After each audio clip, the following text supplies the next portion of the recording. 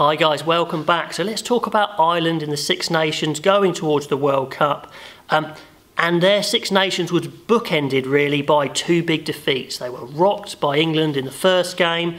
They got back their momentum in the next three games. They looked like they were ready for a big performance, and then they got absolutely panned by Wales in the last game. So their problem is psychological mainly. They've had taken two huge hits there psychologically. How can Schmidt pick them back up? Their second work on is clearly going to be tactically. Do we need to change? The answer is probably yes, and I'm sure they can actually. It's not a problem on the training field. They can add layers in. They've got players who play for clubs who play different systems. Like they could bring in some of the Leinster attacking system to free up some creativity. I think they can do that. It's more that belief they had built that's been eroded somewhat in this Six Nations. So positives, their set piece still looks like it's pretty decent. I think if you get Toner back in there, it will really make a difference to the line out. I think the scrum still looks fine.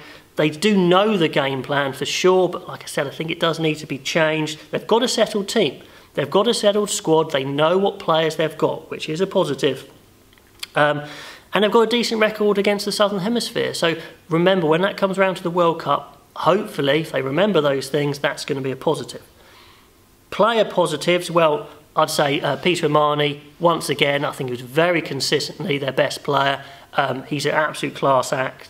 And the reserve halfbacks, I thought, did well when they came on, the likes of Carty, Cooney, Marmion.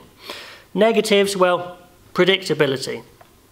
You know, people know how Ireland are going to play, and Ireland haven't played well enough how they want to play, if you like. They've made lots of mistakes. Their game plan relies on accuracy, and they weren't accurate. It requires physicality, and they were physical, but not to the extent they need to be. So they need to change that for sure.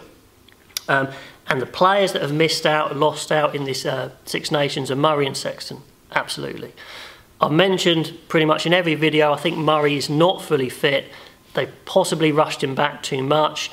Sexton, I don't know if he's fully fit, but certainly he's started to make mistakes and he's been affected by the whole team, possibly affected by Murray's lack of form as well. And as a pair, they've definitely suffered. Now, the positive is they're very experienced. They should be able to bounce back once they're physically fully fit. So best 15, I think it is still Healy, Best and Furlong. Toner, I think, is the man still in the second row, alongside Ryan, although I guess Byrne and Henderson have also come out positive in this game, this tournament a bit, I think. O'Mahony for sure. Levy is my starting 7. I think he's going to be the man. Stander at 8. Murray and Sexton I'm keeping in there. I think they will come good when they're fully fit. Stockdale and Earls. Henshaw and Ringrose, I think, their best centre partnership, although it's a little bit of guess at the moment. And probably still Carney at fullback, although I guess you could make an argument for Lama. So that's my best team. Okay, World Cup chances. Now, I think it would be amiss to say that they've stayed the same. They have diminished slightly because they need to change their game plan slightly. They need to reboot their confidence slightly. So certainly it's not quite as good as it was. However, they still have all their players. They still have pretty much their whole squad. They know who they're taking to the World Cup pretty much. So that quality is there. And when you have player quality, anything is possible. So for sure, they could get to a semi or a final.